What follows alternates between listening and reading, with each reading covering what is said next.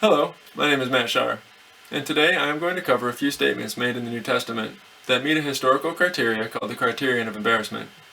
This criterion is met when an author admits to something that is embarrassing to either himself or a group that he belongs to, or that would cast doubt on something that he is trying to prove that he would almost certainly not have invented. The statements that I am covering today all demonstrate that we can have great confidence in the truth of the resurrection. The first statements reveal the fact that Jesus' own family did not believe him to be the Messiah prior to his death and actually thought that he'd gone insane. And when his family heard it, they went out to seize him, for they were saying, "He is out of his mind." So his brothers said to him, "Leave here and go to Judea, that your disciples also may see the works you are doing.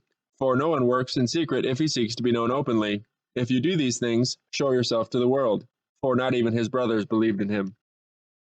At the time when these statements were made by Jesus' family, Jesus was reported to have already fulfilled numerous Old Testament prophecies in the circumstances surrounding his birth, including being born of a virgin. John the Baptist had already been accepted as a prophet and forerunner to the Messiah by a huge number of Jewish people, and had publicly proclaimed Jesus as the Messiah. Jesus was already reported to have performed numerous miracles in general, and some in the presence of his family specifically. He was also said to have lived a perfectly sinless life for over 30 years. The fact that his own family still believed him to be insane or a false messiah anyway is severely embarrassing testimony. Jesus' own family believing him to be either insane or lying was almost certainly due to the radical claims to divine authority that he was making, which also resulted in him being executed for blasphemy. Becoming a Christian requires one to worship Jesus as God Almighty. In first century Israel, non-Christian Jewish people viewed this as idolatry, which is a violation of the first commandment and is punishable by death according to the Old Testament. Professing Jesus as the Messiah often resulted in expulsion from one's family and social structure, imprisonment, beatings, and even death. Also, according to their own beliefs, if Jesus is not actually God, they would be sentenced to hell for worshiping him. So they would have to be absolutely certain that he was who he claimed to be before choosing to become Christians. His crucifixion would have been seen as incontrovertible proof of their already held opinion that Jesus was a false Messiah who was cursed by God. This all demonstrates that an extremely powerful, transformative experience would have to take place in order for his skeptical family members to accept him as the Messiah and worship him as the God of their ancestors. Shortly after Jesus' death, his mother had become a Christian, and his brothers left their former lives and became Christian missionaries. In two of Paul's undisputed letters, he mentions Jesus' brothers in a way that is known as a disinterested statement. A disinterested statement is when an author makes an off-the-cuff comment to their audience that they aren't trying to prove to be true because it is assumed that the information is common knowledge to their audience. Disinterested statements are considered extremely valuable and trustworthy historical data to historians. But I saw none of the other apostles, except James, the Lord's brother. Do we not have the right to take along a believing wife, as do the other apostles and the brothers of the Lord, and Cephas? James, Jesus' half-brother, became the lead apostle of the Jerusalem church, and is included in the list of eyewitnesses to the resurrection in the very early creedal statement in 1 Corinthians 15. His martyrdom in 62 AD is recorded by Josephus in his work called Antiquities of the Jews, which was written in 93 AD. Josephus is a non-Christian Jewish historian who was employed by the Roman government, so when he writes about Christianity, his words meet the criterion of hostile witness testimony. Albinus was but upon the road, so he assembled the Sanhedrin of judges, and brought before them the brother of Jesus, who was called Christ, whose name was James, and some of his companions. And when he had formed an accusation against them as breakers of the law, he delivered them to be stoned. The next passages deal with the burial of Jesus as recorded in the Gospels, and Matthew's report of a guard having been placed at Jesus' tomb. Some non-Christian scholars argue that the Gospel authors made up the burial, and that Matthew invented the guards to serve as a defense against the Jewish leaders' accusations of the disciples having stolen Jesus' body. However, a simple examination of the passages in question shows the idea that they invented these stories to be unreasonable. When it was evening, there came a rich man from Arimathea named Joseph, who was also a disciple of Jesus. He went to Pilate and asked for the body of Jesus. Then Pilate ordered it to be given to him. And Joseph took the body and wrapped it in a clean linen shroud and laid it in his own new tomb, which he had cut in the rock. And he rolled a great stone to the entrance of the tomb and went away. Mary Magdalene and the other Mary were there, sitting opposite the tomb. The next day, that is, after the day of preparation, The chief priests and the Pharisees gathered before Pilate and said, "Sir, we remember how that impostor said while he was still alive, 'After 3 days I will rise.' Therefore, order the tomb to be made secure until the third day, lest his disciples go and steal him away and tell the people he has risen from the dead. And the last fraud will be worse than the first." Pilate said to them, "You have a guard of soldiers. Go, make it as secure as you can." So they went and made the tomb secure by sealing the stone and setting a guard. All four Gospels state that Jesus' body was surrendered to Joseph of Arimathea. Mark, Luke, and John indicate that Joseph was actually a member of the Sanhedrin, which was the ruling court of the land of Israel, so he was a very prominent member of society. Matthew and John directly state that Joseph was a disciple of Jesus, and Jesus' women followers are the only reported witnesses to his burial. These details of Jesus' burial meet another important historical criterion called multiple attestation, which is when multiple independent sources all testify to the same event.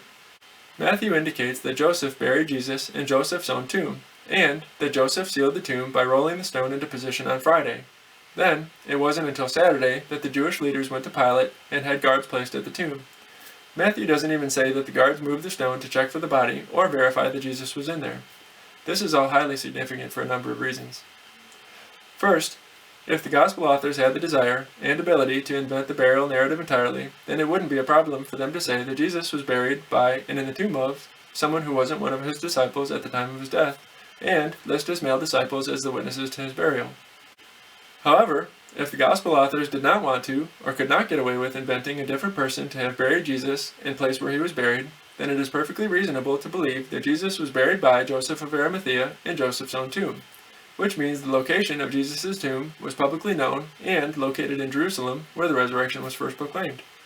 Second, if Matthew wanted to, and could get away with inventing the narrative of the guards entirely, and his purpose in doing so was to defend against the accusation that the disciples stole the body, then he could just say that the guards followed Joseph to the burial site, inspected the body to make sure it was actually Jesus, and rolled the stone into place themselves on Friday. Having the guard placed the following day, with the stone already in place when they arrived, leaves a window open for the disciples to have stolen the body, and would totally defeat the purpose of inventing the guards in the first place.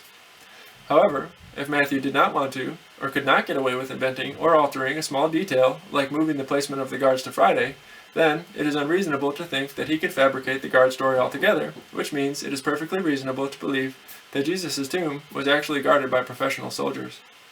The next passage deals with the resurrection narratives, and when the oral testimony, which the gospel narratives of the post-resurrection appearances and empty tomb are based upon, began to circulate.